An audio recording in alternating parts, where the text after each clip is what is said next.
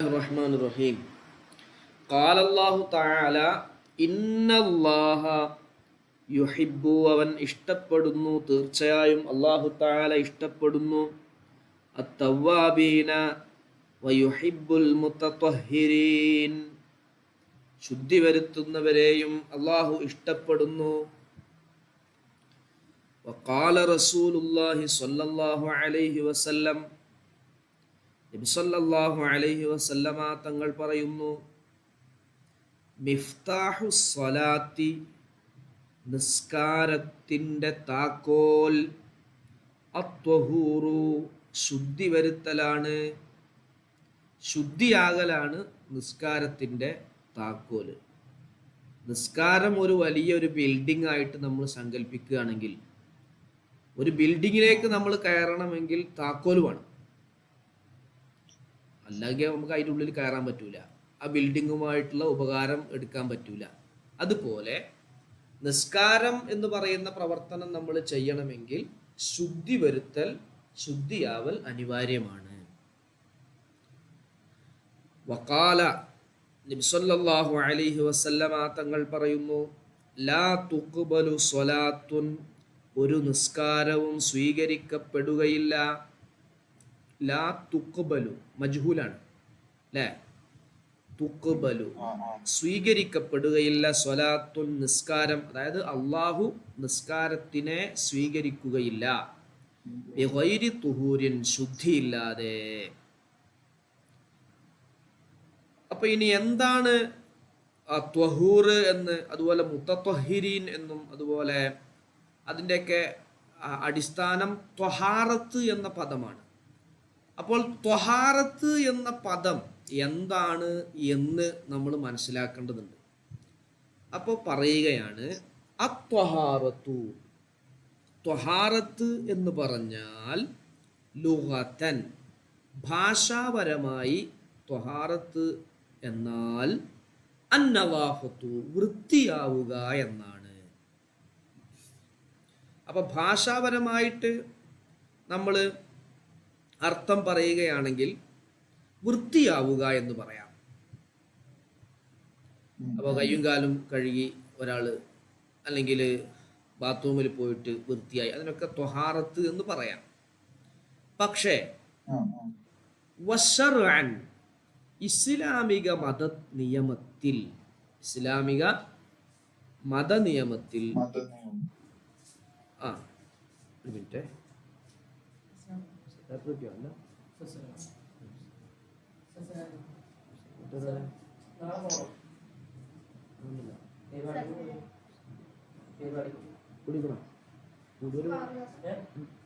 കൂടിയൊരു പോണെന്ന് പറഞ്ഞു.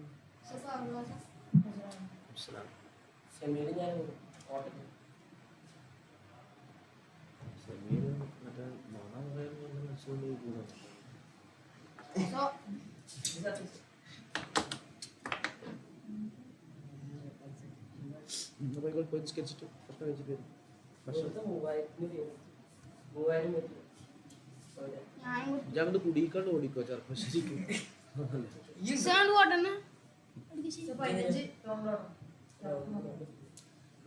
അടങ്ങാറാവും.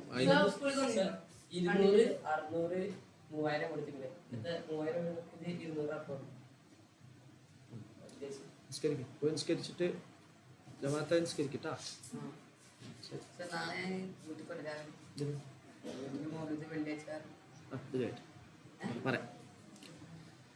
അപ്പോ വശർഅൻ ഇസ്ലാമിക മതനിയമത്തിൽ ത്വഹാറത്ത് എന്ന് പറഞ്ഞാൽ റഫ്ഉ നീക്കലാണ്, അൽ മൻഇ തടസ്സം, തടസ്സത്തിനെ നീക്കുക, തടസ്സത്തിനെ ഉയർത്തുക എന്നാണ് അർത്ഥം. ഉയർത്തുക എന്ന് പറഞ്ഞാൽ ആ തടസ്സത്തെ ഉയർത്തിയിട്ട് കളയുക. എങ്ങനെയുള്ള തടസ്സം? അൽ മുത്തറത്തിബി ഉണ്ടായിത്തീരുന്ന തടസ്സം, അലൽ ഹദസി അശുദ്ധിയുടെ മേലും, അവിൽ ഹുബ്സി അല്ലെങ്കിൽ മാലിന്യത്തിൻ്റെ മേലും. അശുദ്ധി, മാലിന്യം എന്നിവകളുടെ മേൽ ഉണ്ടായിത്തീരുന്ന തടസ്സം അശുദ്ധി കാരണമായും മാലിന്യം കാരണമായും ഉണ്ടായിത്തീരുന്ന ഒരു തടസ്സമുണ്ട്. നിസ്കരിക്കാൻ പറ്റൂല, മുസഫ് തൊടാൻ പറ്റൂല എന്നൊരു തടസ്സമുണ്ട്. ആ തടസ്സത്തിനെ നീക്കുന്നതിനാണ് മതപരമായി ത്വഹാറത്ത് എന്ന് പറയുന്നത്. ഓക്കെ ആണോ? ക്ലിയർ അല്ലേ? ഉണ്ടായിത്തീരുന്ന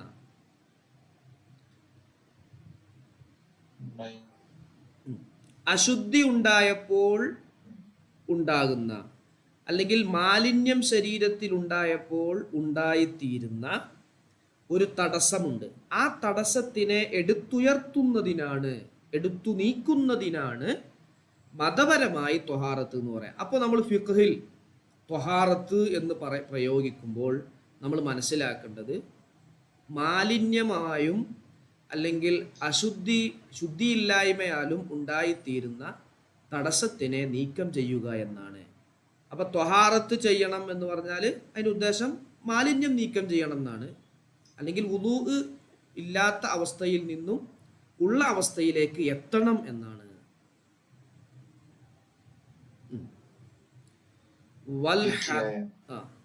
വൽ ഹദസു, ഹദസ് ഹദസാനി രണ്ടെണ്ണമാണ്. വൽ ഹദസു, ഈ അശുദ്ധി എന്ന് പറഞ്ഞാൽ ഹദസാനി രണ്ട് വിധം അശുദ്ധിയാണ്. ഏതൊക്കെ രണ്ട് വിധം അശുദ്ധി? ഹദസുൻ അസ്ഗറു ചെറിയ അശുദ്ധി, വഹദസുൻ അക്ബറു വലിയ അശുദ്ധി. ചെറിയ അശുദ്ധി, വലിയ അശുദ്ധി. ഓക്കെ ആണോ? അപ്പോൾ ഫത്വഹാറത്തു അനിൽ അവ്വലി, ചെറിയ അശുദ്ധിയെ തൊട്ട് ത്വഹാറത്ത് ആവുക, തടസ്സം നീക്കുക എന്ന് പറഞ്ഞാൽ അൽ വുളൂ ചെയ്യലാണ്. ചെറിയ അശുദ്ധിയിൽ നിന്നും ശുദ്ധിയാവുക എന്ന് പറഞ്ഞാൽ അതിൻ്റെ അർത്ഥം അതെങ്ങനെയാണ്? അൽ വുളൂ ചെയ്യലാണ്.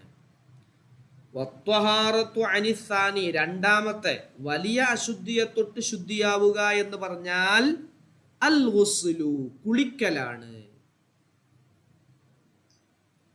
ചുരുക്കി പറഞ്ഞാൽ ത്വഹാറത്ത് എന്ന് പറഞ്ഞാൽ ചെറിയ അശുദ്ധി മൂലമോ വലിയ അശുദ്ധി മൂലമോ മാലിന്യം മൂലമോ ഉണ്ടായിത്തീരുന്ന തടസ്സം നീക്കം ചെയ്യുക എന്നാണ്. അശുദ്ധികൾ രണ്ട് വിധം, ചെറിയ അശുദ്ധി, വലിയ അശുദ്ധി. ചെറിയ അശുദ്ധിയിൽ നിന്നും ശുദ്ധിയാവാൻ വുളൂ ചെയ്യണം, വലിയ അശുദ്ധിയിൽ നിന്നും ശുദ്ധിയാവാൻ കുളിക്കണം. ഓക്കെ അല്ലേ? അൽ വുളൂ ചെയ്യൽ. ഖാല അല്ലാഹു തആല, അല്ലാഹു തആല പറയുന്നു, യാ അയ്യുഹല്ലദീന ആമനൂ, ഏ സത്യവിശ്വാസികളെ, യാ അയ്യുഹല്ലദീന ഒരു വിഭാഗം ആളുകളെ, ആമനു വിശ്വസിച്ചവരായ ഒരു വിഭാഗം ആളുകളെ, വിശ്വാസികളെ, ഇദാ ഖുംതും നിങ്ങൾ എഴുന്നേറ്റു നിന്നാൽ, ഇലസ്വലാത്തി നിസ്കാരത്തിലേക്ക് നിങ്ങൾ തയ്യാറായാൽ, അതായത് നിസ്കരിക്കാൻ വേണ്ടി നിങ്ങൾ തയ്യാറായാൽ, ഫഗ്സിലൂ നിങ്ങൾ കഴുകണം, ഫഗ്സിലൂ നിങ്ങൾ കഴുകണം, വുജൂഹക്കും നിങ്ങളുടെ മുഖങ്ങൾ കഴുകണം. വുളൂഇന്റെ രൂപാനി പറയുന്ന ആയത്തിലൂടെ നിങ്ങളുടെ മുഖങ്ങൾ കഴുകണം.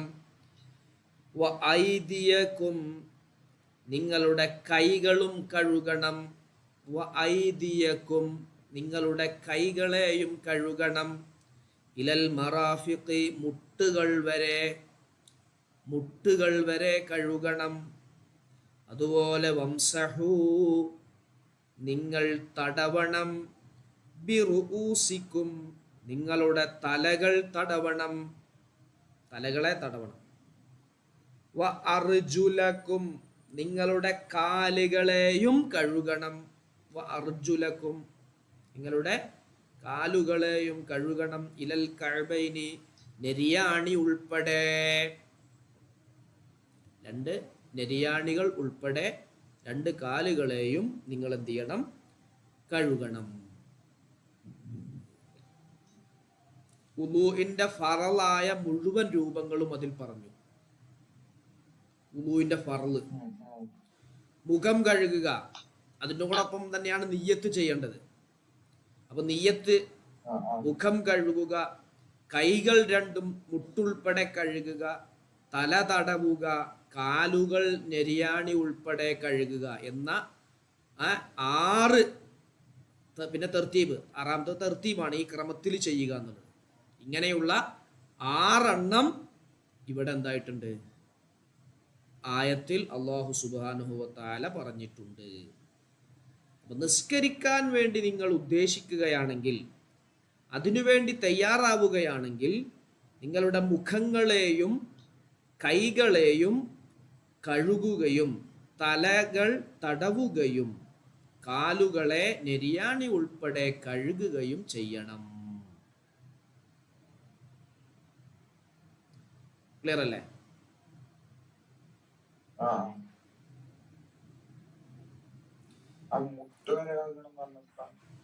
മറാഫിഖ്, മുട്ട് ഉൾപ്പെടെ, നമ്മുടെ കൈമുട്ട്, കൈ കഴുകുമ്പോൾ കൈകിന്റെ മുട്ടുകൾക്കാണ് മിർഫഖത്ത് എന്ന് പറയാം. അതിന്റെ ബഹുവചനാണ് മറാഫിഖ്. കാലിന്റെ മുട്ടിന് റുക്ബത്ത് എന്ന് പറയാം. റുക്ബത്ത് കാൽമുട്ട്, ഇത് കൈമുട്ട്. കാല് കഴുകുമ്പോൾ പിന്നെ എന്ത് ചെയ്യും? നെരിയാണി ഉൾപ്പെടെ കഴുകിയാൽ മതി. കാൽമുട്ട് വരെ കയറ്റി കഴുകണം എന്നില്ല. പക്ഷെ കഴുകൽ സുന്നത്താണ്. വുളൂ ചെയ്യുമ്പോൾ നമ്മൾ മുഖം കഴുകുക എന്ന് പറഞ്ഞാൽ മുഖത്തിന്റെ പരിധിയേക്കാളും അല്പം വർദ്ധിപ്പിക്കൽ സുന്നത്താണ്. കൈ കഴുകുമ്പോൾ കൈയിന്റെ നിർബന്ധമായ പരിധിയേക്കാളും അല്പം തോളം കൈയിലേക്ക് കയറ്റി കഴുകൽ സുന്നത്താണ്.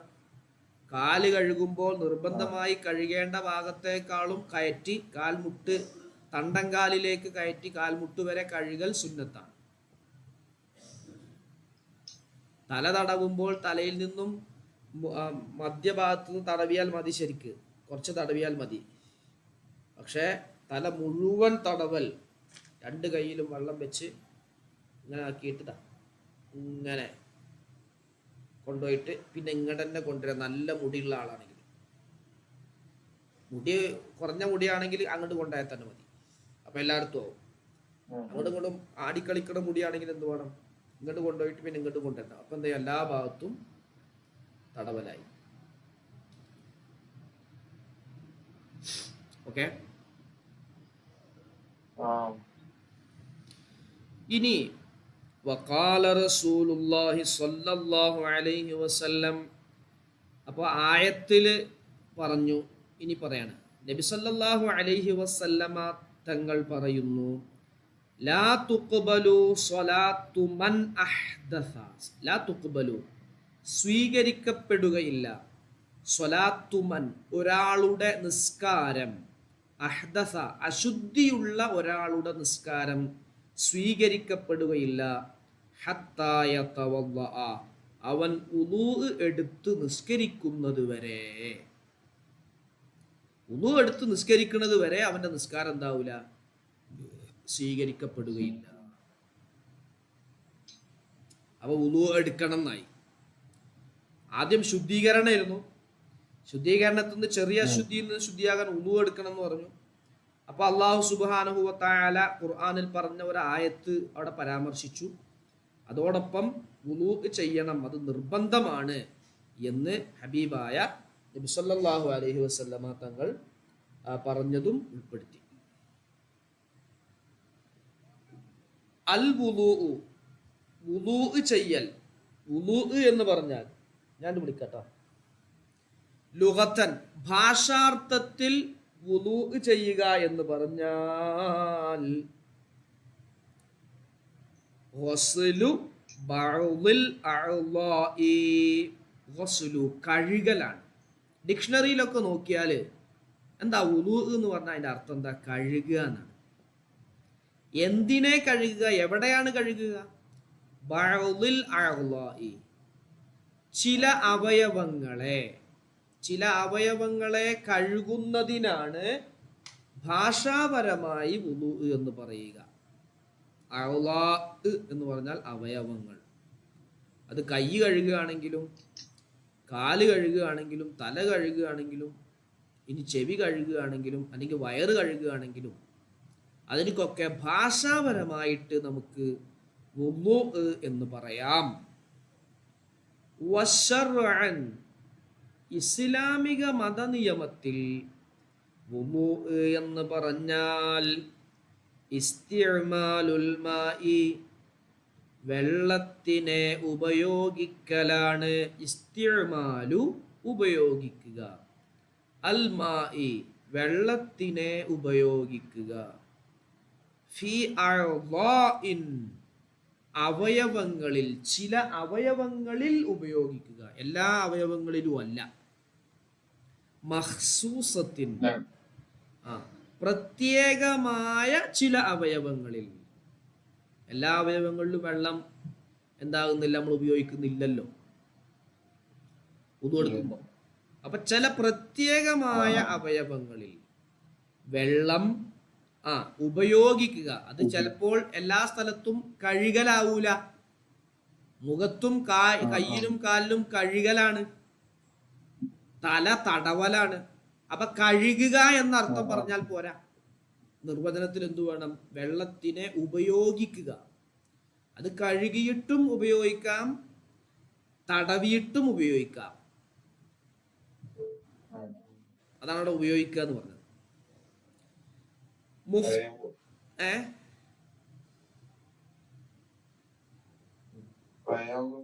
അതെ, മറ്റേത് പറഞ്ഞാല് ഭാഷാപരമായിട്ട് അതാണ് നമ്മള് ഖുർആനൊന്നും ഡിക്ഷണറി നോക്കിയിട്ട് അർത്ഥം വെക്കരുത് എന്ന് പറയുന്നത്. ചില ആളുകൾ ഡിക്ഷണറി നോക്കിയിട്ട് അർത്ഥം പറയും. അത് ഉദാഹരണം പറഞ്ഞാല് ആക്രമിക്കണം, നിങ്ങൾ കണ്ടവരെയൊക്കെ കൊലപ്പെടുത്തണം, എവിടെ വെച്ച് കണ്ടാലും വെട്ടണം എന്നൊക്കെ പറഞ്ഞിട്ട് കുറേ അവർ ഡിക്ഷണറി നോക്കിയിട്ട് അർത്ഥം പറയുന്നത് കൊണ്ടുള്ള കുഴപ്പമാണ്. ഉസ്താദുമാർ, പണ്ഡിതന്മാർ അത് എങ്ങനെ പഠിപ്പിച്ചു തന്നു, അതിൻ്റെ കോണ്ടെക്സ്റ്റ്, അതിൻ്റെ സന്ദർഭം, അത് അവതരിച്ച പശ്ചാത്തലം എന്താണ് എന്നൊക്കെ മനസ്സിലാക്കിയിട്ട് വ്യക്തമാക്കിയിട്ട് പറയുമ്പോഴേ അത് പൂർണ്ണമാവുള്ളൂ. അല്ലെങ്കിൽ ആകെ ബുദ്ധിമുട്ടാവും. ഇപ്പം വളരെ സുഖമാണ് മീനിങ് കിട്ടാനൊക്കെ. എടുത്ത് നേരെ ചാറ്റ് ജിപിടിയിലോട്ട് കൊടുത്താൽ മതി. AI കണ്ട് കൊടുത്താൽ AI ഉസ്താദ് വളരെ വ്യക്തമായിട്ട് അതിൻ്റെ വിശദീകരണം പറഞ്ഞു തരും. അത് നമ്മൾ അടിസ്ഥാനമാക്കിയാൽ പ്രശ്നങ്ങളുണ്ടാവും. നമുക്ക് നമ്മുടെ ഇസ്ലാമികമായ ആശയം ആരുടെ മുമ്പിലും എല്ലാവർക്കും സ്വീകാര്യയോഗ്യമായി അവതരിപ്പിക്കാനും പ്രയോഗത്തിൽ കൊണ്ടുവരാനും സാധിക്കും. അതെങ്ങനെ വേണം? പഠിച്ചിട്ട് പറയണം. അതാണ് നമ്മൾ ഇതിന്ന് കൂടി മനസ്സിലാക്കേണ്ടത്. ഫിഖ് ആണെങ്കിലും അങ്ങനെ തന്നെ. ഓരോ ഭാഷയിലും അതാത് ഉപയോഗങ്ങൾ, ക്രമങ്ങൾ നമ്മൾ പാലിക്കേണ്ടതുണ്ട്. ഞാൻ ഉദാഹരണം മുമ്പ് പറഞ്ഞത് ഓർക്കുന്നുണ്ടാവും. പട്ടിക എന്ന് പറഞ്ഞത്, ഒരാശാരി പട്ടിക എടുക്കുക എന്ന് പറഞ്ഞാലും മൂസ മാസ്റ്റർ പട്ടിക എടുക്കുക എന്ന് പറഞ്ഞാലും ഒന്നല്ലല്ലോ. അപ്പോ മൂസ മാസ്റ്റർ പട്ടിക എടുക്കാൻ വേണ്ടി പറഞ്ഞ ആ പട്ടിക എടുക്കുക എന്ന പ്രയോഗം വേറെ ആരെങ്കിലും ആശാരി പട്ടിക എടുക്കുക എന്നുള്ള പ്രയോഗത്തിന്റെ അവിടെ ചേർത്ത് വായിച്ചാൽ അബദ്ധമായിരിക്കും. അപ്പൊ അവിടെ എന്ത് ചെയ്യണം? ഓരോന്നിൻ്റെയും കാര്യങ്ങളും കാരണങ്ങളും ഒക്കെ പറയണം. അതാണ്. അതെ, അറിയാത്തത് അറിയില്ല എന്നുകൊണ്ട് പറയാം. എന്താ അതിലൊരു കുറവ്? മാലിക് ഇമാമിനോട് റളിയല്ലാഹു അൻഹു 40 അധികം മസ്അലകൾ ചോദിച്ചപ്പോൾ അതിൽ 90% ഞാൻ പിന്നീട് പറയാം എന്നാ പറഞ്ഞത്. മാലിക് ഇമാമിനേക്കാളും വലിയ ആളുകളല്ലല്ലോ നമ്മളൊന്നും. ലോകത്ത് കിടക്കുന്ന എല്ലാ പ്രശ്നങ്ങൾക്കും പരിഹാരം പറഞ്ഞേ പറ്റുള്ളൂ എന്ന് നമുക്ക് വാശി വരാൻ പാടില്ല. പഠിച്ചിട്ട് പറയാം. അപ്പൊ ഇവിടെ അതെ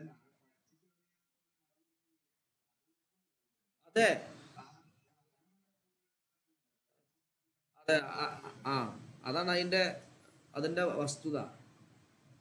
അല്ലെങ്കിൽ എന്താന്ന് പറയാ, അബദ്ധം പറഞ്ഞു പോകും. അബദ്ധം പറഞ്ഞാൽ പിന്നെ തിരുത്താൻ ഇടങ്ങേറാവും. കാരണം ഒരാളേക്കുന്ന അത് പാസ് ചെയ്ത് ഇങ്ങനെ പോവും. പിന്നെ അത് പാസ് ചെയ്ത് ആരെ നമ്മൾ തിരുത്തുക?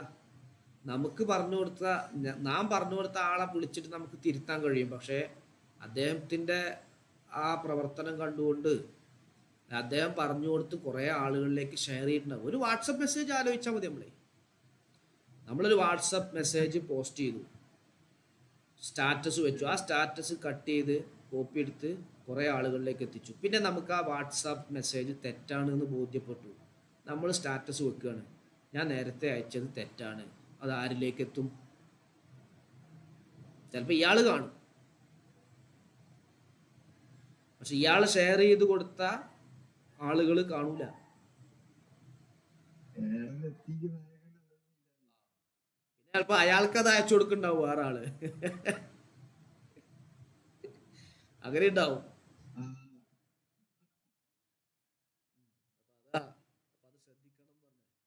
അതെ, ഇനി നോക്കേ, എങ്ങനെയാണ് ചില പ്രത്യേക അവയവങ്ങളിൽ മഖ്സൂസത്ത് എന്ന് പറഞ്ഞ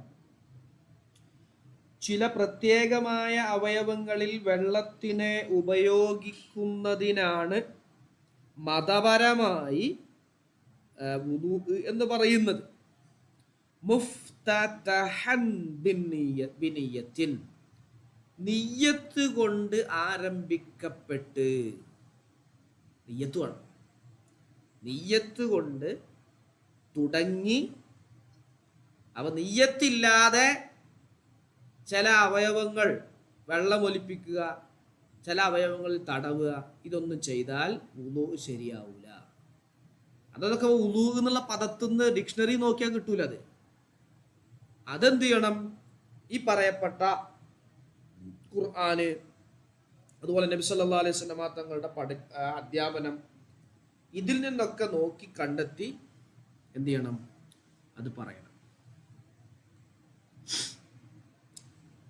അപ്പോൾ നിയ്യത്ത് കൊണ്ട് ആരംഭിക്കുകയും നിയ്യത്ത് കൊണ്ട് ആരംഭിക്കപ്പെടുന്ന ചില പ്രത്യേകമായ അവയവങ്ങളിൽ വെള്ളത്തിനെ ഉപയോഗിക്കുന്നതിനാണ് എന്തു പറയുന്നത്? വുളൂ എന്ന് ഇസ്ലാമിൽ പറയാം.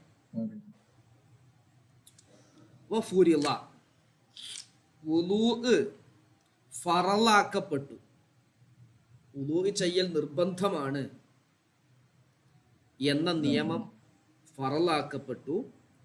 മഅസ്സലാത്തി, നിസ്കാരത്തിനോട് കൂടെ, ലൈലത്തൽ ഇസ്റാഇ, ഇസ്റാഇന്റെ രാത്രിയിൽ, ഇസ്റാഇന്റെ രാത്രിയിൽ നിസ്കാരം നിർബന്ധമാക്കിയല്ലോ. ആ രാത്രി അന്ന് തന്നെ വുളൂഉം എന്തായിട്ടുണ്ട്? നിർബന്ധം ആക്കപ്പെട്ടിട്ടുണ്ട്. ഓക്കെ അല്ലേ?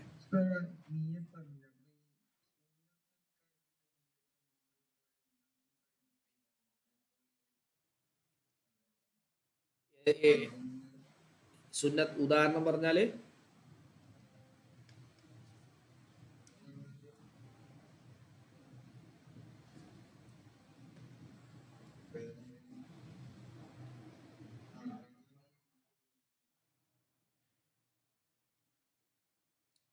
നിയ്യത്ത് സുന്നത്ത് നിസ്കാരമാണെങ്കിലും നിയ്യത്ത് വെക്കൽ നിർബന്ധമാണ്.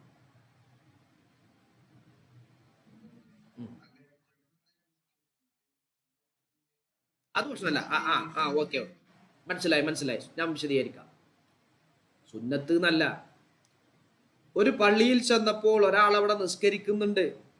നമ്മൾ വിചാരിച്ചു അദ്ദേഹം നിസ്കരിക്കുന്നത് ലുഹറാണ്. നോക്കുമ്പോൾ അദ്ദേഹം ലുഹറല്ല, ലുഹറിന്റെ മുമ്പുള്ള 2 റക്അത്ത് സുന്നത്താണ് നിസ്കരിച്ചിരിക്കുന്നത്. നമ്മൾ അദ്ദേഹത്തെ തുടർന്നു, ജമാഅത്തിന്റെ പ്രതിഫലം നമുക്ക് ലഭിക്കും.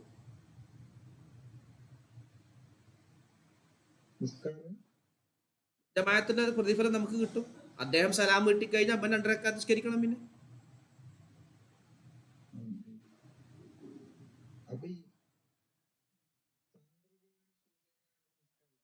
ആ ആ അത് നിസ്കാരത്തിന്റെ ക്രമങ്ങൾക്ക് വിപരീതമുള്ള നിസ്കാരാണെങ്കിൽ കുഴപ്പമാണ്.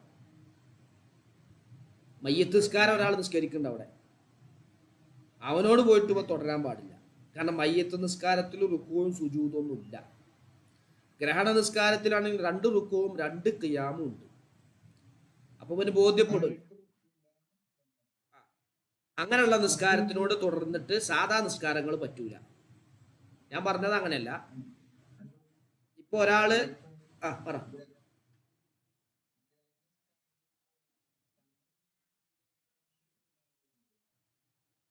സൂര്യഗ്രഹണം പകലാണ് നിസ്കരിക്കുക, ചന്ദ്രഗ്രഹണം രാത്രിയാണ് നിസ്കരിക്കുക. അപ്പോ അത് നമുക്ക് റുക്കുവ 2 ഉണ്ടാവും. ആ റുക്കുവയില് ഒന്നാമത്തെ റുക്കുവയിൽ 100 ആയത്ത് ഓതുന്ന കണക്കനുസരിച്ച് തസ്ബീഹ് ചൊല്ലണം.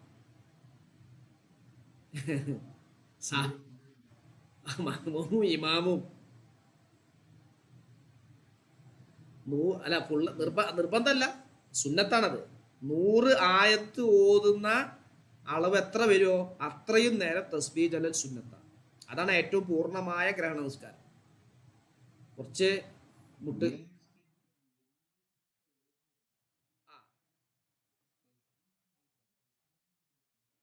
റുക്കുവില